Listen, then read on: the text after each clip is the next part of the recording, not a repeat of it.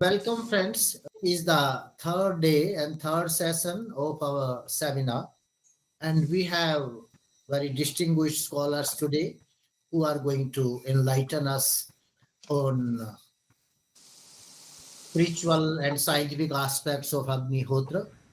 We have with us Professor Shashi Prabha Kumar, former Vice Chancellor and a great Sanskrit scholar.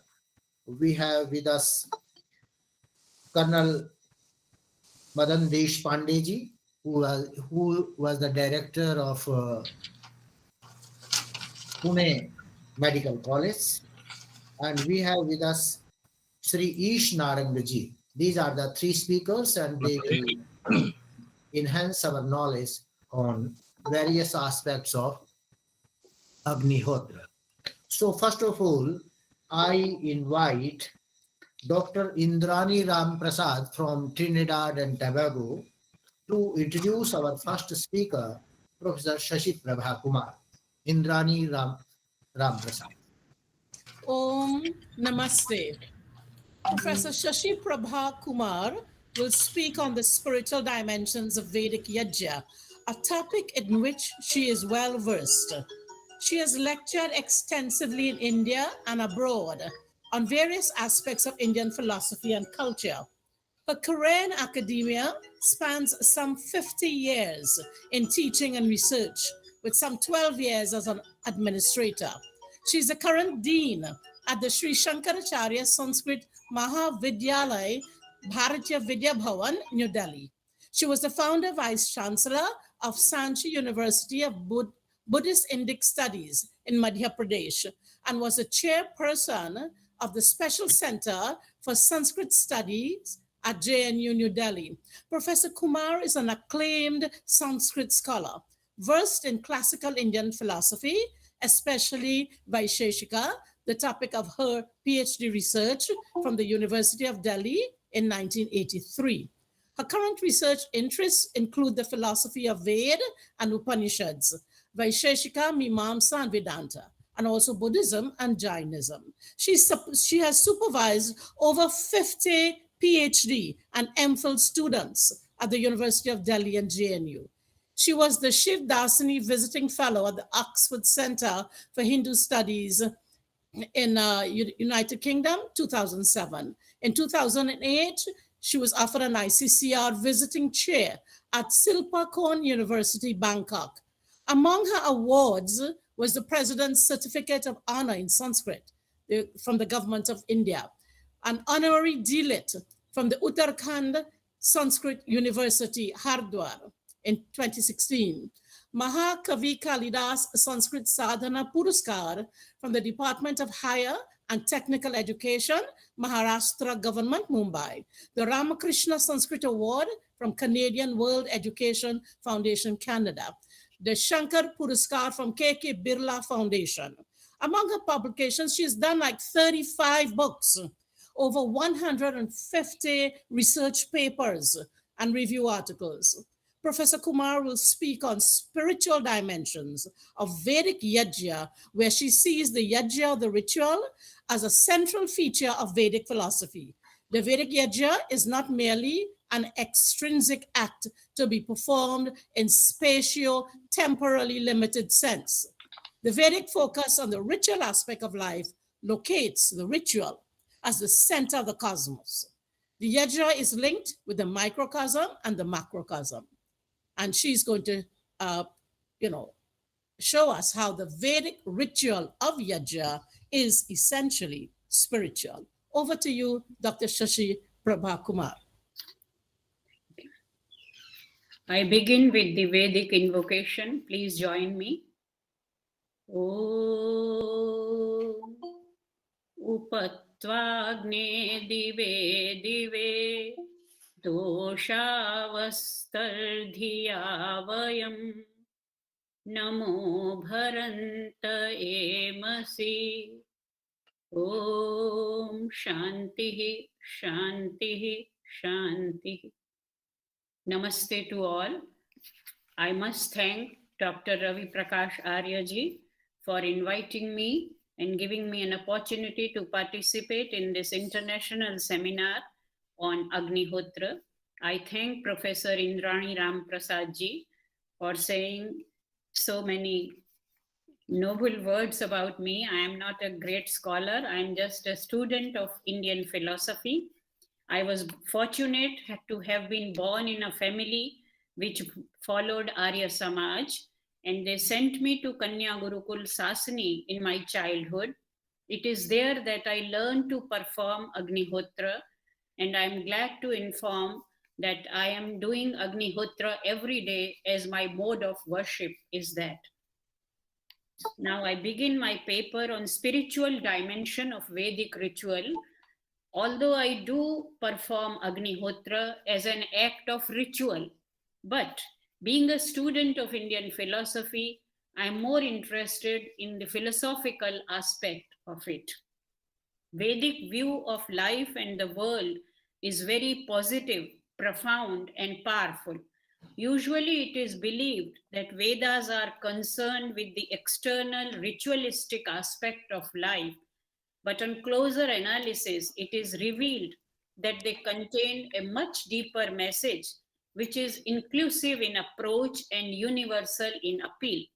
Yajna or ritual is a key concept of Vedic philosophy, so much so that it has been proclaimed that the Vedas are meant for propagating the performance of yajnas. Veda hi yajyartham abhipravrittaha. No doubt, the Vedas focus on the ritual side of life and declare that yajna or the ritual is center of the cosmos. Ayam yajyo bhuvanasya nabhi. As an answer to the question, Prichhami tva paramantah prithivyaha, Prichhami asya bhuvanasya nabhi. The answer given is in the Yajurveda, Ayam yajyo bhuvanasya nabhi, Iyam vedihi paruantah prithivyaha. Not only that, all the four Vedic Samhitas begin with verses related to the principle of yajna. In fact, the concept of yajna is so central in Vedic philosophy that one cannot understand the complete picture of life without an overt or covert reference to it. More importantly, this principle of yajna is not merely a mechanical ritual to be performed by a particular individual in a spatio-temporally limited sense. This involves a much deeper and subtle idea which is linked with the microcosm as well as the macrocosm. Yatha pinde tatha brahmande is the Vedic dictum. So the Vedic ritual is a combination of visible and the invisible, atomic and the cosmic, darkness and the light, matter and the spirit, human and the divine. The well-known Vedic word for ritual, yajna, is grammatically derived as an act wherein the devas are propitiated, are assembled, offered oblations, and are satiated. In other words, the term yajna connotes any act in which the worshipping of devas or an offering to devas is visible. The devas, again, are not only the deities or gods as generally supposed, but all those who are charitable, luminous, or lustrous. Devo danadva, deepanadva, dyotanadva, says Yaska. Viewed from this angle, the scope of yajna becomes very wide and it covers many aspects in its gamut. The same is suggested by several statements of the Veda Samhitas and Brahmana texts, such as follow: Yajyo vai Vishnu Shatapatha Brahmana, Agnir vai Yajya Tandya Brahmana, Vak vai Yajya Shatapatha again, Prajapatir vai Yajya Taittiriya Samhita. Vedic philosophy does not deny the basic reality of the mundane world. Rather, it accepts and accommodates both the proximate and the ultimate. According to it, the sacred and the profane, immortal and the mortal, Sat and the Asat are closely intertwined.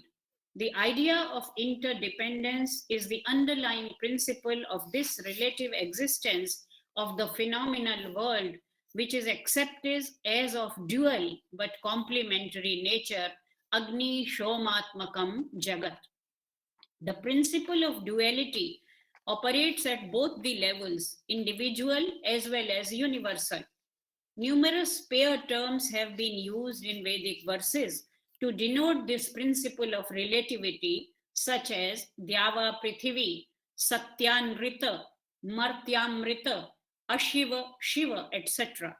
At the individual level, this duality implies that human life is like a rocky stream wherein a constant struggle between Asat and Sat, Shiva and Ashiva, Durita and Bhadra, Vritra and Indra is going on. The famous Vedic mantra Ashmanvati Riyate Sandrabhadvam Uttishtata Pratarata Sakhayah Atra Jahima Ya Asanna Shevaha Shivan Vayam Uttarema Bhivajan. Yajna or ritual is a symbolic act for manifesting this eternal tussle between two opposites in the victory of light over darkness. The secret of this symbol lies in offering oneself. Ayanta idma atma jata vedastenedhyasva vardhasva cheddha vardhaya, etc. The same principle applies to the life within human body also, where all the body parts are offering themselves for the other and making life possible. That is why the Upanishads state that the human life itself is nothing but a yajna. Purusho vava yajna. From this point of view, yajna or ritual act is a step towards spiritual discipline, social solidarity, and cosmic harmony. Yaj Deva Puja Sangati Karana Daneshu. Yajna signifies the spirit of synthesis through sacrifice. It is through this spirit of ceaseless cooperative activity of both inanimate nature and animate beings that the wheel of creation is kept moving. Evidently, when the yajna is performed by an individual with some selfish desire, it becomes a ritual. But the same act, when performed with a selfless motive, becomes spiritual. In the famous Purusha Sukta of Rigveda, there is a reference to the individual Purusha as well as a cosmic Purusha intermingle with the ritual of creation. This is the level of total surrender, a complete sacrifice, Sarvahuta Yajna, where the Purusha or the divine sacrifices himself for the glory of creation. This is the first and the noblest virtue according to Veda. Yajjena yajyam ayajanta deva stani dharmani prathamanyasan. Once created, the whole cosmic cycle is ordered in such a manner that the principle of yajna is operating from within.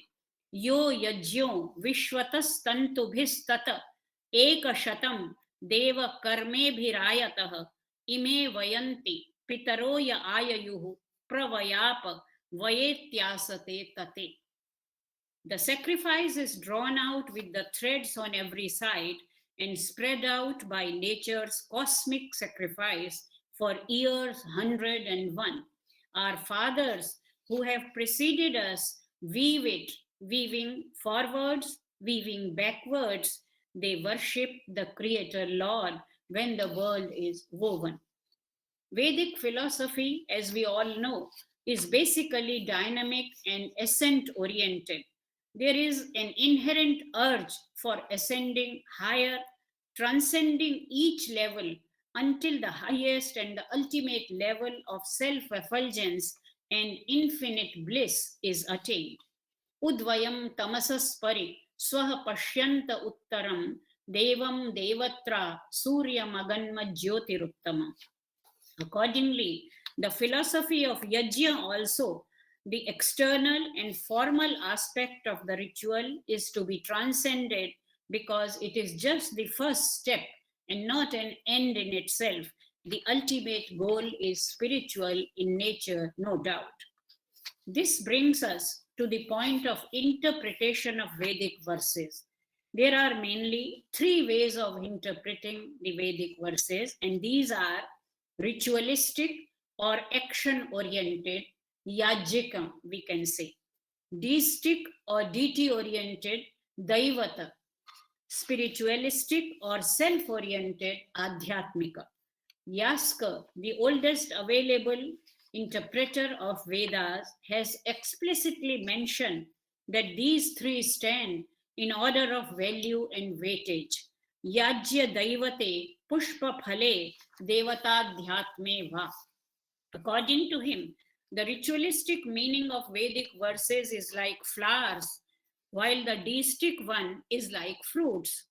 But again, the deistic meaning signifies flowers when compared to the spiritualistic one, which signifies fruits.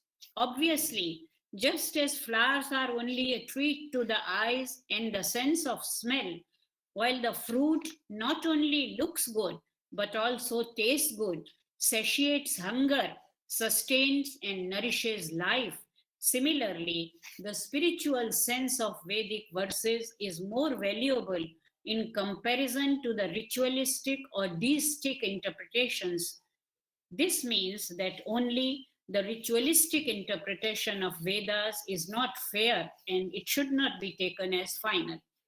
It is in the above background that the principle of yajna is explained at various levels of existence, mainly the following three: solar or cosmic, earthly or physical, spiritual or internal.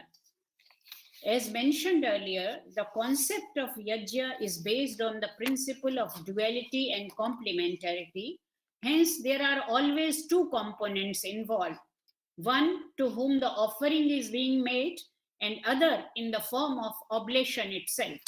The most significant expression available in Vedic verses to denote this pair is Atta and Adya. Shatapatha says, Dvayam va idam Atta chaiva Adyam cha. The other expressions for these are Shushka and Ardra, Teja and Sneha, Rai and Prana, etc. But mainly it is characterized as Agni and Soma, as I mentioned earlier. Agnau Soma Hutir Yajna. Yajna can be of numerous types depending upon the variety of Agni and Soma, but from the broad point of view, three main levels are enumerated in Vedic philosophy, which may be explained as follows. At the cosmic level, the yajna is being performed by solar energy as the Agni and Brahmanaspati Soma of divine enlightenment as the offering. This is the beginning of yajna. The first creation of this ritual is the Surya, Suryova Agnihotram, says Shatapatha. The noble cherisher, Prathama Patha. All other types of products are the progeny of this solar energy only. The continuous offering of Soma oblation to this Agni is made possible by nature itself, and the cycle of seasons is contained in it. The whole universe is dependent on this. Therefore, this is the widest principle of the universe. It is explained as Adhidaivika or natural form of Yajna. The Lord of creatures came into being. He came to be here all around. He was born and he grew in vigor. He became the overlord of the bounties of nature. May he bestow riches on us in abundance. Yajyo babhuva, sa ababhuva, sa prajajye, sanuvavridhe punaha, devanam adhipatir babhuva, so smasu dravinam adadhatu. The second level is the earth, which is the core essence of the physical world. Esha vai bhutanam prithivi rasah. The earthly level of yajna is mentioned as adhibhautika, wherein Usha or the earthly Teja is Agni, and Samvatsara Prajapati's Shukra being offered is the Soma. Usha is the center of earthly fire, and Samvatsara is the annual cycle of the sun. During the course of this solar cycle, various material products come into being, like primitive matter or dhatu, its effect, upadhatu, liquids, rasa, their results, uparasa, animals, birds, and serpentines are born out of this yajna. The third form of cosmic yajna is adhyatmika or spiritual, which finds expression in the nuptial relation between husband and wife. Here, the blood of mother represents the Agni, and the semen of father is the Soma. The spiritual yajna takes place when the Soma of male Shukra is offered in the Agni of female Shonita. The living beings, mainly the human beings, are created out of this yajna. This was the cosmic level of spiritual yajna. The simple fact of creation is explained in a subtle metaphorical way in Vedic philosophy, and the symbol of yajna is employed to express various levels of creation: the natural, the physical, and the spiritual. All the layers of existence are deeply rooted in the principle of yajna from the cosmic point of view. The universe is created, sustained, and destroyed through this principle, through the combination and separation of two elements characterized as Agni and Soma. This is the formula of harmony, a blending of the natural with the physical and merging of the material into the spiritual. The sky and the heaven, the solar and the earthly, the bodily and the psychic are combined through a process of sacrificing one for the other. The yajna is therefore stated to be the best of acts, since it is based on the principle of synthesis through sacrifice. Yajyo vai shrishtatamam karma, says Shatapatha. The universe cannot sustain or function without this feeling of mutual cooperation. This is the secret for balance of nature at the Brahmanda or cosmic level. Coming to the Pinda or individual level, yajna is an internal process. In fact, since the yajna is performed with the utterance of mantras, the combination of mantras with yajna denotes that from the very beginning, yajna was related with contemplation. It was not merely a mechanical utterance or an external formal rite. The Brahmana clearly states that the external fire is only a symbol, the actual fire is within oneself. Atmanyeva hita bhavanti. In this way, the yajna is a combining factor between manifest and the unmanifest, darkness and the light, human and the divine.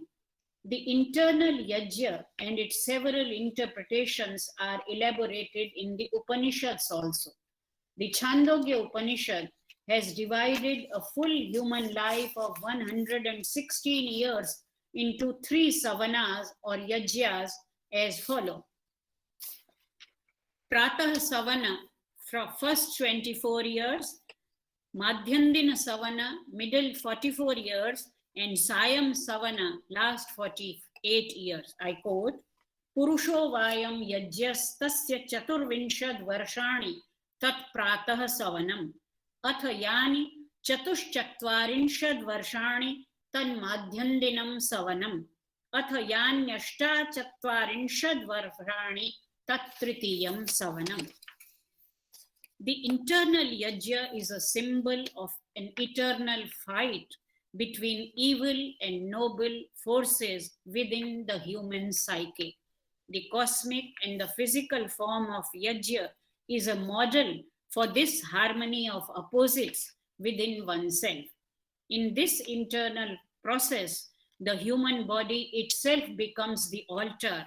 Speech, sight, vitality, and mind are the various priests, namely Hota, Advaryu, Udgata, and Brahma, respectively. I quote from Brihadaranyaka, Vag vai yajyasya hota, Chakshurvai yajyasya advaryuh, prano vai yajyasya udgata, mano vai yajyasya brahma. The same is also explained in a minor Upanishad, Mahanarayana Upanishad, where it is said that self is the person who is performing this yajna, faith is his wife, body is his fuel, his tuft is the sacrificial space, his heart is the sacrificial post or pillar, desire is the purified butter, mood is animal instinct, austerities are fire, and self-restraint is the controller. Donation to the priest, dakshana, is speech. Offerer is the vital breath. Chanter priest is the sight. Officiating priest is mind. Brahma priest is hearing. Sustaining fire is vow. Whatever he eats is the oblation. Whatever he drinks is the drinking of soma. The same idea is carried forward in the later Agama tradition also, where it is said that yajna, when performed with a selfless motive, is more superior than the one undertaken with a selfish intention. And self-sacrifice is the culmination of yajna, wherein every organ of the performer is internally involved in the process. This is the highest state of consciousness. We find that the same view is echoed in the Bhagavad Gita, where various types of yajnas, dravya yajna, tapo yajna, yoga yajna, and jnana yajna, etc., are explained. And the inner contemplation is stated to be the best form of yajna. Even in the Smriti literature, where 5 types of daily yajnas, Panchamaha yajnas, are prescribed for the householders, the first one is Brahma yajna, which signifies knowledge, study, and meditation, and is a sort of mental exercise rather than an external offering alone. So to say, mere ritual act is never accepted to be an ideal in Vedic philosophy. The act has to be transcended, knowledge is to be attained, since all actions culminate in knowledge. Sarvam karma khilam partha jnane parisamapyate. Then there comes a stage in the life of the performer where all is pervaded with the knowledge of the ultimate spirit, Brahma, and the destination of Samadhi is reached. Not to mention that this later development of thought about Brahma Yajna has strong roots in the Veda itself, where the all-pervasiveness of Brahman is expressed in clear terms. It is worth mentioning here that one of the commentators of Vedas, Sri Madhavacharya, in his commentary on the Rig Veda titled Rig Bhashya, has clearly brought out the philosophical implications of Vedic verses. In his Bhashya, the following 3 levels of meaning are explained for each hymn. Excuse me.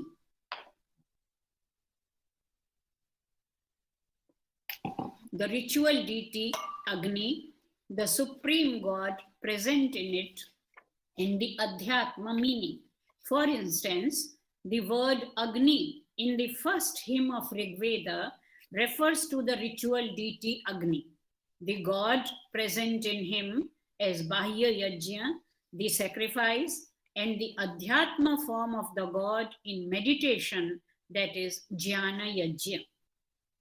Among the more recent interpreters of Veda, we all know, first it was Dayananda Saraswati, a saint scholar from Gujarat, who paved the path for such spiritual and metaphorical interpretation of Vedic verses.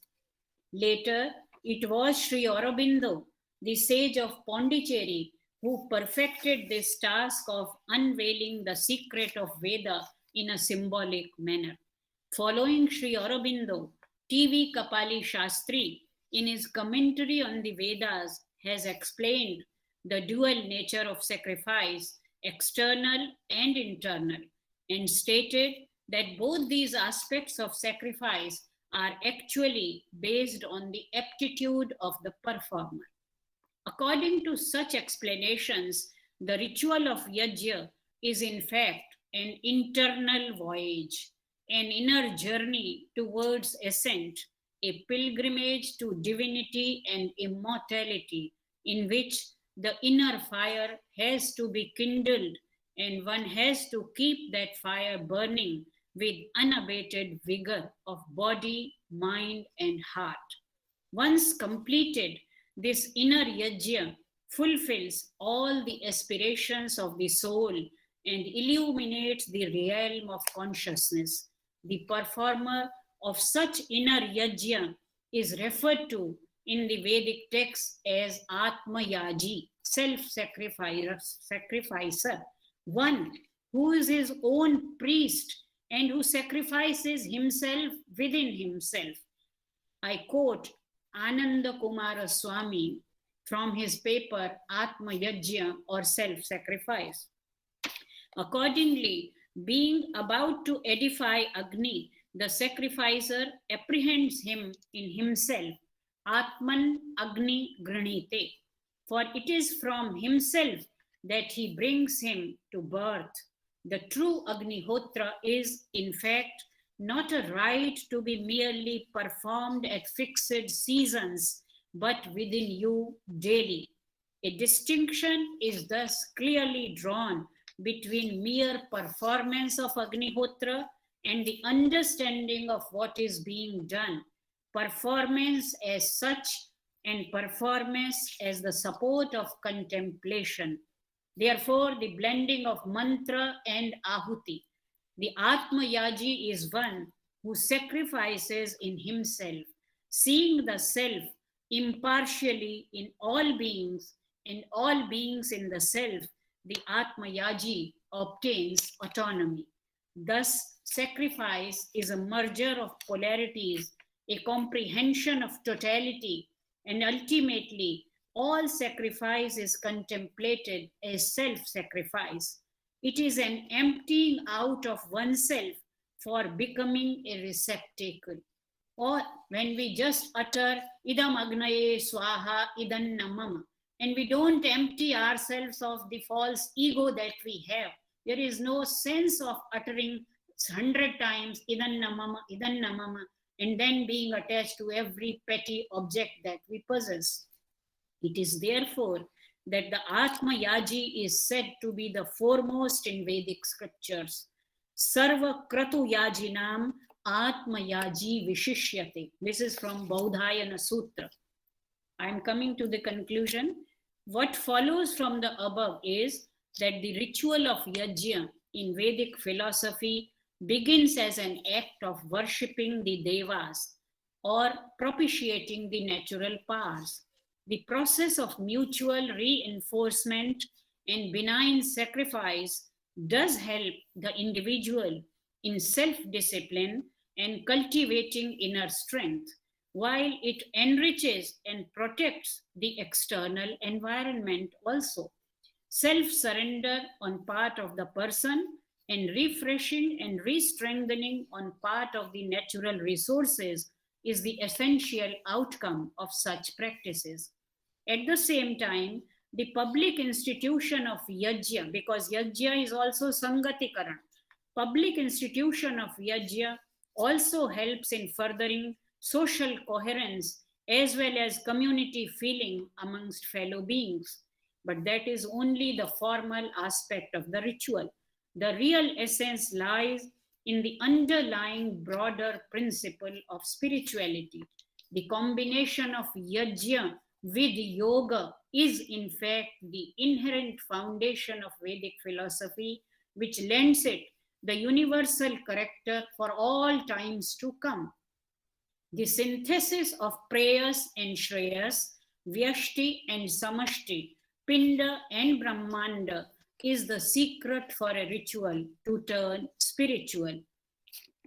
Yajna becomes yoga when it takes an inner shade. Just as an individual forsakes his own selfish interest, similarly, the divine powers bestow their best for the welfare of all. As the Gita says, Devan bhavayatanena te deva bhavayantu. This feeling of reciprocal offering is at the core of Yajna. The world comes into being only when the cosmic Purusha has this feeling of sacrifice. The same can be sustained when we, the individual beings, offer ourselves for preservation and protection of the universal resources.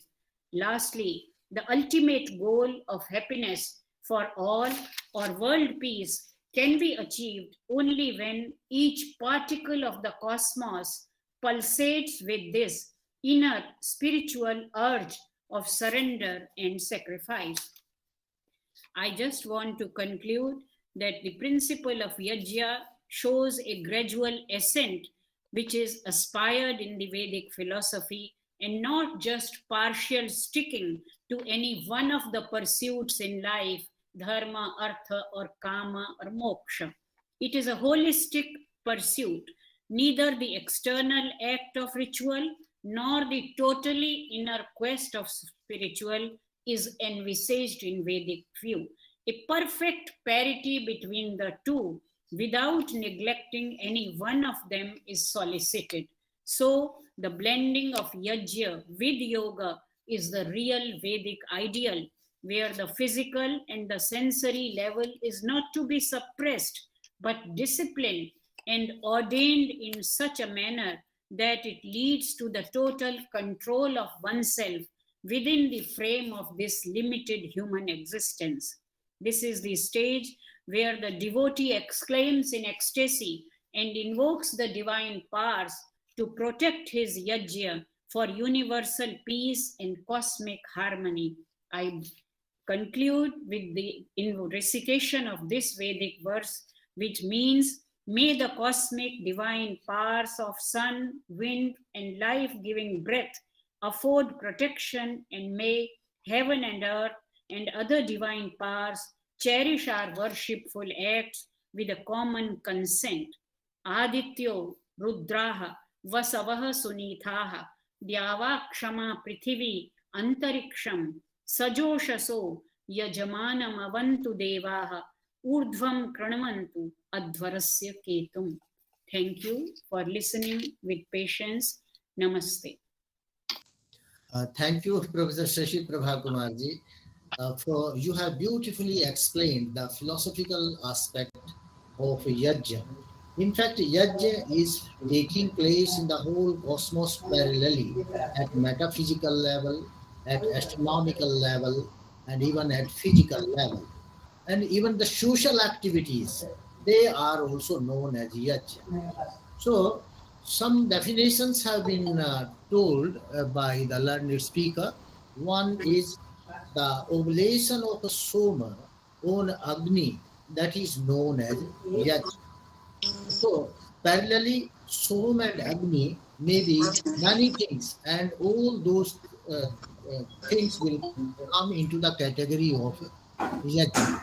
Similarly, in Apastamba Dharma Sutra, there is a skinned aphorism. It says, Dravyam Devata Tyagaha. What is Yajna? It says, when particular oblation is given to the fire with some particular purpose, to achieve some purpose. Devataha. Devata means some purpose or some mission or target. If you have some target and you give oblations to the fire, that is known as yajna. So, yajna has been the essential part of the Vedic life right from the Vedic period till date. So, I thank the learned speaker for this illuminating speech.